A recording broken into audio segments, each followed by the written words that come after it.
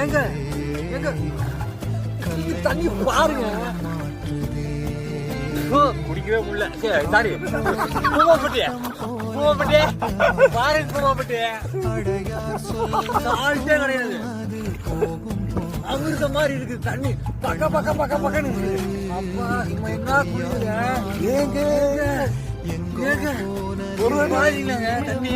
தண்ணி சர்பத்து இல்லைங்க. இங்க வந்து மோரா இருக்குதுங்க. மோரு கொஞ்சம் பச்சை மிளகா மல்லித்தளத்தோட மோர் ரெடிங்க. பாருங்க